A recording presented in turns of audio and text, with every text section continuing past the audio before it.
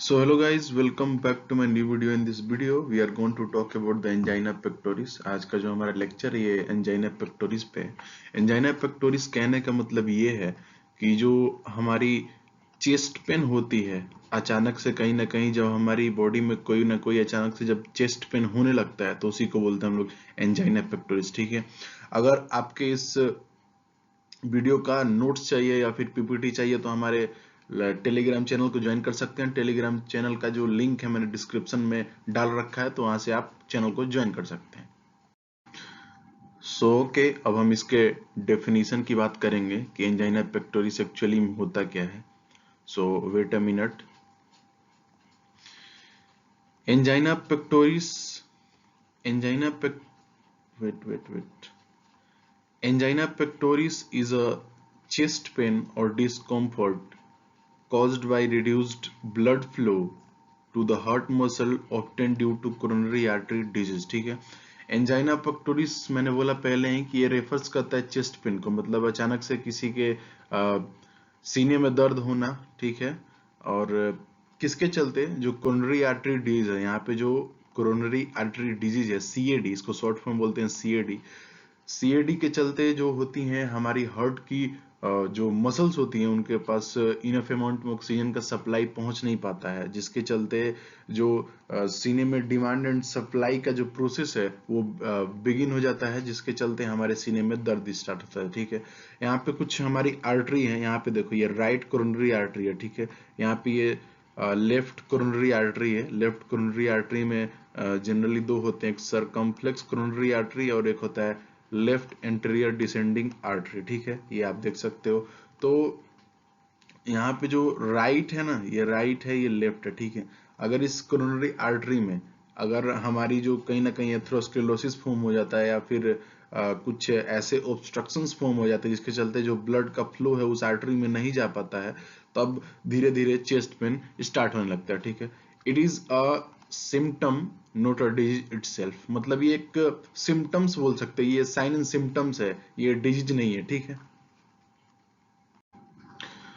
अब हमारा यहाँ पे टाइप्स ऑफ एंजाइना है। ठीक है, जो हमारा फर्स्ट है वो है स्टेबल एंजाइना। स्टेबल एंजाइना ऐसा एंजाइना होता है जो मतलब कोई इंडिविजुअल, मान लो एग्जांपल लेते हैं कि सीढ़ी पे चल रहा है, मतलब सीढ़ी से ऊपर जा रहा है। ठीक है, तो उस टाइम पे अचानक से उसको क्या होगा, सीने में दर्द होगा। ठीक है, अगर वो आराम कर ले या फिर बेड पे मतलब थोड़ा सा रेस्ट ले ले तो उसका जो चेस्ट पेन है वो रिड्यूस हो जाएगा। ठीक है, predictable chest pain during physical activity और स्ट्रेस रिलीव्ड बाय रेस्ट और नाइट्रोग्लिसरीन। ठीक है, मैंने बोला कि अगर इंडिविजुअल रेस्ट भी करे तो ठीक हो जाएगा, या फिर नाइट्रोग्लिसरीन एक ड्रग्स होता है, अगर वो ले इंडिविजुअल तो वो उसका जो चेस्ट पेन है वो कहीं ना कहीं ठीक हो सकता है, ठीक हो जाएगा। ठीक है, सेकेंड है हमारा वो है unstable angina. Actually unstable angina में क्या होता है कि जो कोरोनरी आर्टरीज होते हैं वहां पे प्लग्स फॉर्म हो सकता है। ठीक है, यहाँ पे इमेज आप देख सकते हो, ये देखो, यहाँ पे ये नॉर्मल है। ठीक है, जो हमारा आर्टरी है कोरोनरी आर्टरी, यहाँ पे एक नॉर्मल कोरोनरी आर्टरी है। ठीक है, अगर ये सेकंड इमेज आप लोग देख सकते हो अस्टेबल एंजाइना का। ठीक है, अस्टेबल एंजाइना में क्या होता है कि जो प्लग्स होते हैं ना दोनों साइड ये फॉर्म हो गए, देखो ये भी प्लग्स है ये भी प्लग्स है, लेकिन ये अस्टेबल प्लग्स बन चुके हैं। ठीक है, अगर कोई भी इंडिविजुअल अगर ज्यादा वर्क करता है, जब उसके जो मसल्स होती हैं सारी बॉडी की, उसको डिमांड, मतलब उसका जो ऑक्सीजन का डिमांड है वो बढ़ जाता है। ठीक है, जब बढ़ जाता है तो ये जो स्पेस बच रहे हैं यहाँ से ना, ये बीच वाला स्पेस, ठीक है, इसके थ्रू ऐसे तो ब्लड रेस्ट, जब इंडिविजुअल रेस्ट पे है, जब रेस्ट कर रहा है तो उसका जो ब्लड का फ्लो है यहाँ से पास हो जाता है। ठीक है, लेकिन यहीं पे अगर अगर कोई ज्यादा इनफ अमाउंट में फिजिकल एक्टिविटी कर रहा है, स्ट्रेस कर रहा है, ठीक है, तो वहां पे क्या होगा कि डिमांड एंड सप्लाई का इम्बैलेंस हो जाएगा। तो यहाँ पे इसका क्या होगा कि जो सप्लाई का O2 का डिमांड है वो ज्यादा हो जाएगा लेकिन सप्लाई कम हो जाएगा, जिसके चलते यहाँ से जो इतनी स्पेस बच रही थी हमारी जो ब्लड फ्लो होने की, वो स्पेस क्या होगा कि वहां पे इतना स्पेस इनफ नहीं हो पाएगा, क्योंकि डिमांड ज्यादा है तो इतने इतने जगह में ब्लड का फ्लो नहीं हो पाएगा। ठीक है, ओवरऑल यही है स्टेबल एंजाइना। ठीक है, वहीं अनस्टेबल एंजाइना, यहाँ पे आप इमेज देख सकते हो कि यहाँ पे एक प्लक्स फॉर्म हो जाएगा। ठीक है, ये प्लक्स कैसा है, ये प्लक्स है अनस्टेबल प्लग्स है, क्योंकि यहाँ पे जो प्लग्स है वो रैप्चर हो गया। ठीक है, ये देखो ये रैप्चर है। ठीक है, रैप्चर होके क्या हुआ है कि यहाँ पे जो थ्रोम्बोसिस फॉर्म हो गया। थ्रोम्बोसिस का कैसे फॉर्म होता है, जब ये चीज प्लग्स रप्चर होता है तो हमारे जो प्लेटलेट्स होते हैं वो बहुत ज्यादा स्टिकी होते हैं, ठीक है। तो यहाँ पे आके चिपकने लगते हैं, चिपक चिपक के बहुत ज्यादा अमाउंट में यहाँ पे चिपक चिपक के पूरे जो आर्टरीज है उसको ब्लॉक कर देते हैं, ठीक है। जब ब्लॉक हो जाता है तो मतलब पूरी तरीके से ब्लॉक हो जाएगा, ठीक है। तो हमारी जो ब्लड का फ्लो है वो कंटिन्यू नहीं हो पाएगा और डिमांड जो है ज्यादा हो जाएगा, सप्लाई लेकिन जीरो हो जाएगा, ठीक है। तो यहाँ पे क्या होगा, unexpected occurs at rest and may indicate a heart attack। अगर यही इंडिविजुअल रेस्ट पे भी है तो भी इसका जो है ना कि जब इंडिविजुअल रेस्ट पे है उस टाइम भी इसका चेस्ट पेन अचानक से स्टार्ट हो जाएगा और ये इंडिकेट करता है कहीं ना कहीं हार्ट अटैक, ठीक है। तो ये मेडिकेशंस के द्वारा भी ठीक नहीं हो पाएगा, नाइट्रोग्लिसरीन लेने से भी ठीक नहीं हो पाएगा।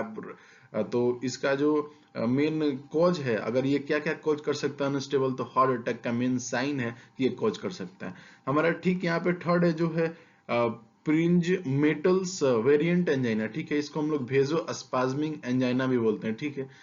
caused by coronary artery spasm often occurring at rest and less related at physical activity, ठीक है। ये क्या होता है, वेरिएंट एंजाइना क्या होता है कि यहाँ पे जो आप इमेज देख रहे हो, ठीक है, इसमें जो ये आर्टरीज है, देखो ये जो आर्टरीज है कहीं ना कहीं भेजो स्पाज्म होकर हुआ है, ठीक है। मेरे हाथों को देखो, ये देखो, ये मान लो ये कोरोनरी आर्टरी है, ठीक है। ये कोरोनरी आर्टरी का ये होल है, ठीक है। अगर इसमें क्या होगा कि जो स्पाज्मिंग होकर होने लगेगा, स्पाज्मिंग कहने का मतलब ये होगा कि कहीं ना कहीं कभी कभी क्या होगा कि ये आपस में चिपक जाएगा, ऐसे हो जाएगा फिर रिलैक्स हो जाएगा, ऐसे हो जाएगा रिलैक्स हो जाएगा, ठीक है। तो यही होता है भेजो स्पाज्मिंग, कहीं ना कहीं ब्लड का फ्लो कंटिन्यू हो जाना, कहीं ना कहीं ब्लड का फ्लो अचानक से रुक जाना। आप लोग इमेज में भी यहाँ पे देख सकते हो, ठीक है, वही चीज हो रहा है कि जो ब्लड का फ्लो है वो अचानक से रुक जाता है, ठीक है। यही होता है प्राइज मेंटल एंजाइना, इसको वेरिएंट एंजाइना के नाम से भी जानते हैं। अब हम इसके पैथोफिजियोलॉजी को देख लेते हैं। यहाँ पे क्या है, पैथोफिजियोलॉजी कहने का मतलब कि एंजाइना कैसे स्टार्ट होता है। तो जो हमारा फर्स्ट होता है, मान लो कि यहाँ पे लिखा है decreased oxygen supply to the heart ischaemia leads to chest pain, ठीक है। मैंने ओवरऑल इस प्रोसेस का मैंने सब कुछ आपको बता दिया कि यहाँ पे क्या होता है कि इम्बैलेंस क्रिएट होता है, ठीक है।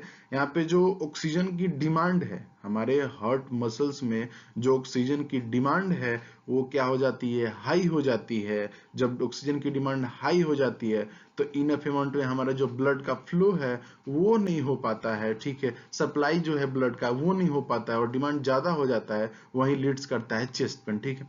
Atherosclerosis narrowing of coronary arteries due to plaque buildup as a common cause, ठीक है। जो एथेरोस्क्लेरोसिस है ये कॉमन कॉज होता है कहीं ना कहीं इस डिजीज को फॉर्म करने में, इस कहीं ना कहीं एंजाइना को लाने में, ठीक है। तो ओवरऑल पैथोफिजियोलॉजी हम ये बता सकते हैं कि सबसे पहले क्या होगा कि हम लोग कोई भी एग्जांपल लेते हैं कि कोई भी इंडिविजुअल वर्क कर रहा है, ठीक है। जब इंडिविजुअल कोई वर्क कर रहा है, ठीक है, जब वर्क कर रहा है तो उसकी जो ऑक्सीजन की डिमांड है उसके बॉडी में, उसके हार्ट में, खासकर उसके हार्ट में वो ज्यादा हो जाएगी, ठीक है। जब वो ज्यादा हो जाएगी तो उसको क्या होगा कि उसको मतलब ओवरऑल खेल ऐसा होता है कि जब कोई भी इंडिविजुअल वर्क कर रहा है, ठीक है, तो भाई उसकी जो बॉडी है, आप समझिएगा ध्यान से, उसकी जो बॉडी है वो क्या करेगी कि उसको मतलब ज्यादा अमाउंट में उसको ऑक्सीजन चाहिए उसके पूरे बॉडी को, ठीक है। तो वहां पे क्या होता है कि जो हार्ट क्या होता है कि हार्ट को इफेक्टिवली काम करना पड़ता है। जब हार्ट को इफेक्टिवली काम करेगा तब तो कार्डियक आउटपुट ज्यादा होगा, तो पूरे बॉडी में सप्लाई होगा ऑक्सीजन, मतलब ब्लड के थ्रू ऑक्सीजन सप्लाई होगा, ठीक है। जब वही चीज हो नहीं पाता है वहां पे क्या होगा कि एथेरोस्क्लेरोसिस अगर हमारे कोरोनरी आर्टरी में फॉर्म हो गया है, ठीक है, अगर वो चीज फॉर्म हो गया है तो वहां पे क्या करेगा कि जो इफेक्टिवली होता है ना हार्ट, वो काम नहीं कर पाएगा। क्यों नहीं काम कर पाएगा, क्योंकि कहीं ना कहीं एथेरोस्क्लेरोसिस कोरोनरी आर्टरी में फॉर्म हो चुका है, ठीक है। तो वहां पे जो हार्ट का डिमांड है कि उसको उतना ऑक्सीजन चाहिए तो उसको उतना ऑक्सीजन नहीं मिल पाता है हार्ट को, ठीक है। और जो सप्लाई है वो कम हो जाता है और डिमांड हार्ट का ऑक्सीजन को लेके ज्यादा हो जाता है। तो इसी के चलते हमारे को एंजाइना फील होता है, एंजाइना कहीं ना कहीं चेस्ट पेन स्टार्ट हो जाता है, ठीक है। ये ओवरऑल पैथोफिजियोलॉजी यही होता है। अब इसके रिस्क फैक्टर को देख लेते हैं, इसके मेन मेन कौन से कॉज होते हैं, किन किन वजह के चलते ये ओकर होता है एंजाइना, ठीक है। फर्स्ट होता है हमारा नॉन मॉडिफिएबल, ऐसे रीजंस जिसे हम लोग मॉडिफाई नहीं कर सकते हैं, विदा मतलब कोई मॉडिफिकेशन नहीं हो सकता है, ठीक है ना। तो जो इसमें फर्स्ट है वो है एज। आपका एज कभी मॉडिफाई नहीं हो सकता, ठीक है। आप चाहो तो आप 40 के हो, 20 के नहीं हो सकते, ठीक है। तो कहीं ना कहीं एज भी है जो ज्यादातर ये एंजाइना स्टार्ट होने लगता है जो इंडिविजुअल 40 एबव होने लगते हैं, 50 एबव होने लगते हैं, तो ये एंजाइना स्टार्ट हो सकता है। जेंडर की बात करें तो मोस्टली वो मेल में ज्यादा देखने को मिलता है एंजाइना, या फिर कोई भी हार्ट की डिजीज है वो ज्यादातर मेल में देखने को मिलता है, ठीक है। उसके बाद फैमिली हिस्ट्री, ठीक है। फैमिली हिस्ट्री भी कहीं ना कहीं एक अलग एक रीजन है जो कहीं ना कहीं कॉज करता है उनके ऑफस्प्रिंग को चीजें, जो हार्ट डिजीज है वो कहीं ना कहीं ऑफस्प्रिंग में भी वो चीज देखने को मिलता है, ठीक है। सेकेंड है हमारा यहाँ पे मोडिफिएबल। मोडिफिएबल कहने का मतलब ये है बाबू कि मोडिफिएबल ऐसा चीज होता है जिसे हम लोग मॉडिफाई कर सकते हैं, ठीक है। अब देखो वैसे रीजन जिसे हम मॉडिफाई कर सकते हैं, कोई इंडिविजुअल स्मोकिंग करता है, ठीक है, तो स्मोकिंग छोड़ देगा ना, तो उसका जो हर्ट है या फिर उसकी जो लंग्स है या फिर उसके जो बॉडी की जो उसके चलते स्मोकिंग के चलते जो जो कॉज हो रहा है उसके बॉडी में, ठीक है, तो वो ठीक हो सकता है, ठीक है। तो उसी को बोलते हैं मॉडिफिएबल, ठीक है। हाइपरटेंशन, हाइपरटेंशन को हम लोग मॉडिफाई कर सकते हैं, हम लोग मेडिसिन डेली ले सकते हैं और उसको उस चीज को ठीक कर सकते हैं, ठीक है। तो हाइपरटेंशन का भी कहीं ना कहीं कॉज होता है जिसके चलते जो हमारी एंजाइना होती है वो स्टार्ट हो सकती है, ठीक है। डायबिटीज मेलाइटस, शुगर, मधुमेह, ठीक है। शुगर भी कहीं ना कहीं एक रीजन है कि हमारे जो एंजाइना पेक्टोरिस है वो कॉज कर सकता है, ठीक है, क्योंकि एथेरोस्क्लेरोसिस फॉर्म करके कोरोनरी आर्टरीज में वो चीज को ओकर कर सकता है, ठीक है। फोर्थ है हमारा ओबेसिटी, कहीं ना कहीं मोटापा भी है कि ये चीज कॉज करने में, क्योंकि हम लोग मोटापे को अपने कंट्रोल से उसके अपने मतलब अपने अपनी चीज से उसे कंट्रोल कर सकते हैं। मतलब अगर हम चाह जाए, ठीक है, अगर आप फाइबरस डाइट ले रहे हो, आप सब कुछ अच्छा कर रहे हो, तो कहीं ना कहीं ओबेसिटी को हम लोग क्योर कर सकते हैं, उसे ट्रीट कर सकते हैं, ठीक है। सीडेंट्री लाइफ स्टाइल है, अगर आप मतलब फैटी अमाउंट में ज्यादा कोई भी चीज खा रहे हो, ठीक है, वहीं पे है हाई कोलेस्ट्रॉल, ठीक है। ओवरऑल इन तीनों का एक ही मतलब है कि obesity, sedentary life style, high cholesterol, कि आप अपने डाइट में कोई भी चीज आपको मिल रहा है वो खा रहे हो, आपके कोई भी डाइट नहीं है, आपकी कोई रूटीन नहीं है, तो उसके चलते कहीं ना कहीं हार्ट की डिजीज ओकर हो सकती है। खासकर जब हार्ट की डिजीज ओकर होगी तो वहां पे एंजाइना पक्का ओकर होगा, ठीक है बाबू। तो आप इमेज भी देख सकते हो, यहाँ पे मैंने बताया स्मोकिंग, ठीक है, यहाँ पे हाइपरटेंशन है, ठीक है, यहाँ पे एक डायबिटीज मलाइटस की एक शुगर स्ट्रिप से चेकिंग हो रही है, तो कहीं ना कहीं डायबिटीज भी है, यहाँ पे ओबेसिटी है, ठीक है, ओबेसिटी भी कॉज मैंने बता दिया। उसके बाद यहाँ पे सीडेंट्री लाइफ स्टाइल है, यहाँ पे इंडिविजुअल मतलब लेट के या फिर मतलब फैटी चीजें उसके हाथ में है वो खा रहा है, ठीक है, ना कोई रूटीन है ना कोई उसके डिसिप्लिन है, तो इसके चलते भी ओकर हो सकता है, ठीक है बाबू।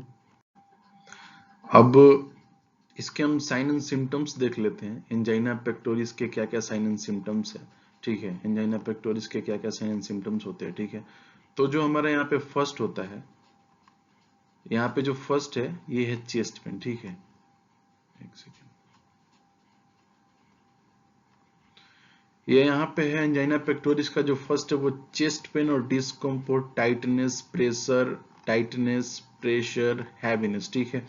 सबसे पहले एंजाइना पेक्टोरिस का जो फर्स्ट साइन एंड सिम्टम्स है वो चेस्ट पेन होगा आपको, ठीक है। आपके सीने में दर्द, अचानक से आपका सीना जो है दुखने लगेगा, ठीक है। उसके बाद क्या होगा, डिस्कम्फर्ट, टाइटनेस, ऐसा लगेगा कि हमारी जो चेस्ट है, हमारी जो सीना है वो टाइट हो रहा है धीरे धीरे। उसके बाद प्रेशराइज फील होगा, लगेगा कि उस पर कोई किसी ने मटेरियल रख दिया या फिर कुछ रख दिया है। हैवीनेस फील होगा आपके सीने में, कुछ भारी भरकम जैसा फील होगा, ठीक है। उसके बाद जो सेकंड है होता है पेन में रेडिएट टू आर्म्स, नेक, जो और बैक। अगर आपका अनस्टेबल एंजाइना है, स्टेबल नहीं है, अनस्टेबल एंजाइना है, तो उस कंडीशन में क्या होगा कि जो आपकी पेन है, आपके सीने में तो पेन होगी ही, लेकिन वहां से रेडिएशन के थ्रू, मतलब एक जगह तक पेन हो रहा है, लेकिन मान लो ये एक जगह है, ठीक है, एक जगह से दूसरी जगह तक भी पेन ये जा सकता है, हो सकता है। तो जैसे मान लो यहाँ पे एक इंडिविजुअल का चेस्ट पेन हो रहा है, ठीक है, ये चेस्ट पेन हो रहा है।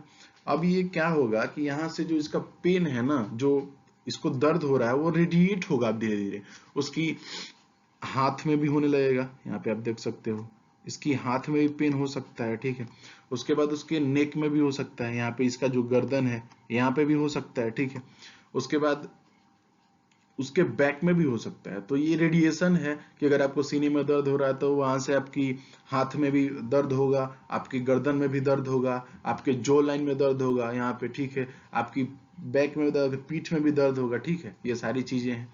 जो थर्ड है वो है shortness of breath. Shortness of breath कहने का मतलब ये है कि आपको अगर एंजाइना पेक्टोरिस ओकर होता है तो आपको सांस लेने में दिक्कत हो सकता है, ठीक है, फटीग फील होगा, आपको नोजिया फील होगा, वोमिटिंग का मतलब सेंसेशन ऑफ वोमिटिंग होगा, वहां पे नोजिया होगा, उसके बाद फटीग होगा, थकान होगा आपको, और शॉर्टनेस ऑफ ब्रीथ होगा। यही साइन एंड सिम्टम्स ओवरऑल होते हैं एंजाइना पेक्टोरिस के। इसके डायग्नोसिस की बात करें हम लोग तो इसके जो डायग्नोसिस है, हम लोग अगर एंजाइना हो रहा है, आपको जो चेस्ट पेन हो रहा है, तो हम लोग डायग्नोसिस कर सकते हैं। हम लोग बहुत सारे लैब टेस्ट करा सकते हैं जिसके थ्रू हमें पता चल जाता है कि आपको कौन सा डिजीज है, कौन सा हार्ट डिजीज है या फिर क्या है। तो सबसे पहले वो है स्ट्रेस टेस्ट, ठीक है, हम लोग स्ट्रेस टेस्ट करवाएंगे, क्योंकि स्ट्रेस टेस्ट क्या होता है कि ये पता चल जाता है कि आपकी जो हार्ट की फंक्शन है ओवरऑल वो प्रॉपर हो पा रही है कि नहीं हो पा रही है, ठीक है। यहाँ पे आप इमेज देख सकते हो, एक कोई लेडीज है और कोई इंडिविजुअल है जिनका स्ट्रेस टेस्ट हो रहा है, और यहाँ पे आपके यहाँ पे इक्विपमेंट्स कुछ हैं, और इसके थ्रू पता चल जाएगा कि आपकी जो हार्ट की वर्किंग क्राइटेरिया है कैसे वर्क कर रही है, और स्ट्रेस हो रहा है किसी इंडिविजुअल को तो वो उसकी जो हार्ट है वो कैसे फंक्शन कर रही है, ठीक है। ओवरऑल स्ट्रेस टेस्ट में हम लोग यही पता करते हैं, ठीक है। सो हमारा सेकेंड है वो है ईसीजी, इलेक्ट्रोकार्डियोग्राम, ठीक है। इलेक्ट्रोकार्डियोग्राम कराने का मेन रीजन होता है कि हम लोग हार्ट के रिदम को पता कर सकते हैं कि जो PQRST होती हैं उनमें क्या होता है, वो अच्छे से काम कर रही है कि नहीं कर रही है हमारी हार्ट। ईसीजी का मेन रीजन होता है कराने का, हार्ट का रिदम पता चल जाता है इसके थ्रू, ठीक। जो हमारा थर्ड है वो है कोरोनरी एंजियोग्राफी। कोरोनरी एंजियोग्राफी में क्या होता है बाबू कि यहाँ पे एक्सरे होती है, कोरोनरी एंजियोग्राफी में एक्सरे होती है, ठीक है।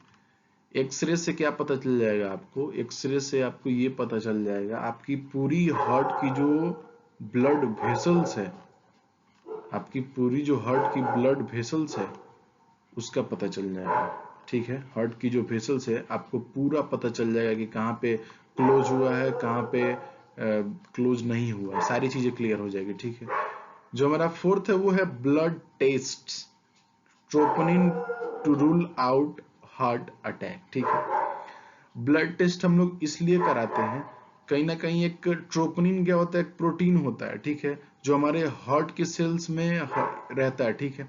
तो अगर जो हार्ट की सेल है अगर डैमेज होने लगेंगी तो वहां पे क्या होगा, जो ट्रोपोनिन है वो हमारे ब्लड में मतलब ब्लड में ट्रांसफर हो जाएगा, वहां से ट्रोपोनिन क्या होगा, ब्लड में ट्रांसफर हो जाएगा। जब ब्लड में ट्रांसफर हो जाएगा तो अगर ये ट्रोपोनिन लेवल तुम्हारे ब्लड टेस्ट कराने पे अगर ये ट्रोपोनिन लेवल हाई है बाबू, अगर ट्रोपोनिन जो प्रोटीन का लेवल है तुम्हारे ब्लड में हाई है, तो कहीं ना कहीं ये क्या इंडिकेट करता है कि आपकी जो हार्ट की लेयर है वो कहीं ना कहीं डैमेज होना स्टार्ट हो गया है। सो मायोकार्डियम आपकी कहीं ना कहीं डैमेज होनी स्टार्ट हो गई है, ठीक है ना बाबू।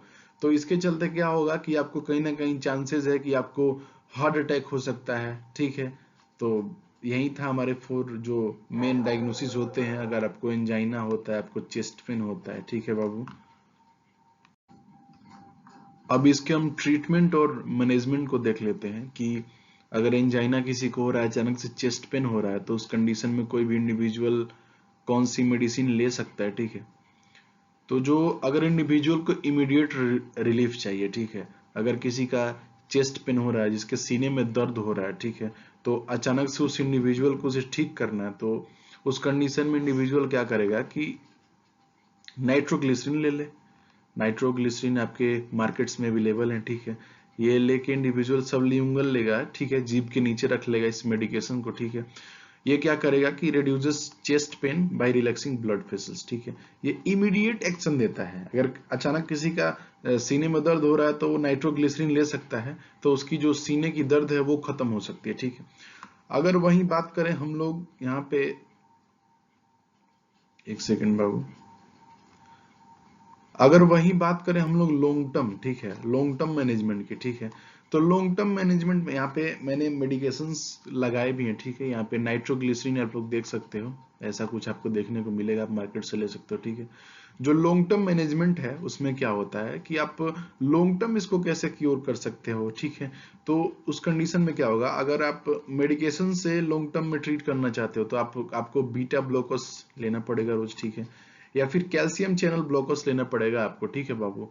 उसके बाद एंटी प्लेटलेट्स, एग्जांपल एस्पिरिन, ठीक है। बीटा ब्लॉकर्स और कैल्शियम चैनल ब्लॉकर्स क्या करते हैं, ये ऐसे क्लास ऑफ ड्रग्स हैं जो क्या करते हैं कि हमारे बॉडी में जो इपिनफ्राइन होती है ना, इपिनफ्राइन जो हमारे हार्ट के कॉन्ट्रैक्टिबिलिटी को बढ़ाती हैं, उनको क्या करते हैं, वो ब्लॉक कर देते हैं इपिनफ्राइन को।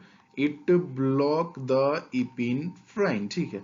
अगर इपिनफ्राइन ब्लॉक हो गया तो हमारी जो हार्ट की मसल्स है वो रिलैक्स हो जाएंगी। अगर हार्ट की मसल्स रिलैक्स हो जाएंगी तो वहां पे वेसल्स रिलैक्स हो जाएंगे। जब वेसल्स रिलैक्स हो जाएंगे तो ब्लड का फ्लो है वो कंटिन्यू हो जाएगा, और जो इम्बैलेंस हुआ है आपकी हार्ट में ऑक्सीजन और डिमांड और उसका सप्लाई का, वो मेंटेन हो जाएगा, ठीक है। तो बीटा ब्लॉकर्स का एक एग्जांपल है, ड्रग का नाम वो है तो एटिनोल, ठीक है। आप लोग एटिनोल ले सकते हैं, ठीक है, आपको ये काफी रिलीफ देगा इस चीज में। सो एंटी प्लेटलेट्स भी ले सकते हैं, जिसका एग्जांपल है एस्पिरिन ले सकते हैं, मार्केट में ड्रग्स अवेलेबल होती है, ठीक है। अब जो सेकेंड है लॉन्ग टर्म मैनेजमेंट, वो है लाइफ स्टाइल मॉडिफिकेशन, ठीक है। लाइफ स्टाइल मॉडिफिकेशन कहने का मतलब ये है कि आप अपने डाइट पे थोड़ा ध्यान दो, आप एक्सरसाइज करो और स्मोकिंग को क्वाइट करो, ठीक है। तो ये लाइफ स्टाइल मॉडिफिकेशन ऐसी चीज है जो लॉन्ग टर्म मैनेजमेंट में आपको हेल्प करेंगी। जो हमारा थर्ड है वो है सर्जिकल इंटरवेंशन, ठीक है। सर्जिकल इंटरवेंशन में लॉन्ग टर्म, जैसे आप सर्जरी करवा लोगे तो आपको ही हेल्प मिलेगा, और लॉन्ग टर्म चल के आपको सारी चीजें, आपकी जो हार्ट की डिजीज है या फिर हार्ट की प्रॉब्लम है वो खत्म हो सकती है, ठीक है। तो एंजियोप्लास्टी आप करा सकते हो कहीं ना कहीं। एंजियोप्लास्टी एक ऐसा प्रोसीजर है जिसमें क्या होता है कि जो आपकी आर्टरीज जहां पे ब्लॉक हुई है वहां पे सर्जरी के थ्रू, ऐसा एक प्रोसीजर है जिसके थ्रू क्या होता है कि वहां पे जो ब्लॉक्स आर्टरीज हैं उसको ओपन किया जाता है, उसको खोला जाता है, या फिर ये बोल सकते हो साफ साफ कि जो आर्टरीज है जहां पे ब्लॉक हुई है आर्टरी, वहां पे मतलब सर्जरी के थ्रू उस चीज को कंटिन्यू किया जाता है, उस चीज को, उसका ब्लड का फ्लो कंटिन्यू किया जाता है, ठीक है। सेकेंड है वो स्टेंटिंग। स्टेंटिंग कहने का मतलब ये है कि आप स्टेंट जो डॉक्टर होते हैं, एक ऐसा प्रोसीजर है जिसमें जो आपकी जहां पे आर्टरीज में एथेरोस्क्लेरोसिस फॉर्म हुए, जहां पे फैटी जो प्लग्स है, जो फैटी चीज है आपकी, जब आर्टरीज में फॉर्म हुई है तो वहां पे स्टेंट के द्वारा वहां पे इन्फ्लामेट करके, स्टेंट इंसर्ट करके इन्फ्लामेट करके ब्लड का फ्लो कंटिन्यू करवाया जाता है, ठीक। एक होता है बाईपास सर्जरी। बाईपास सर्जरी बाबू ऐसा सर्जरी होता है जिसमें क्या होता है कि जहां पे आपकी आर्टरीज ब्लॉक हुई हैं, जो आर्टरीज ब्लॉक हुई हैं तो उसकी जो ब्लड की फ्लो है वो उसे स्टॉप कर दिया जाता है और अल्टरनेट वे जनरेट किया जाता है। वहां से एक अल्टरनेट वे जनरेट करके आपकी ब्लड की फ्लो है वो कंटिन्यू करवाई जाती है, ठीक है। तो ओवरऑल हमारे इस वीडियो का यही एक मेन कंक्लूजन निकल के आता है कि जो एंजाइना होता है वो चेस्ट पेन होता है, ठीक है। तो चेस्ट पेन में आप अचानक से, कोई स्टेबल चेस्ट पेन होता है, कोई अनस्टेबल चेस्ट पेन होता है, ठीक है। तो आप लोग क्या कर सकते हैं कि आप लोग पता कर सकते हैं स्टेबल अनस्टेबल चेस्ट पेन के बारे में, ठीक है। अगर आप रेस्ट मोड पे हो फिर भी आपकी जो हार्ट पेन हो रहा है, मतलब सीने में चेस्ट पेन हो रहा है आपकी, ठीक है, तो आप पता कर सकते हो ये क्या हो गया, ये अनस्टेबल हो गया, अनस्टेबल एंजाइना हो गया।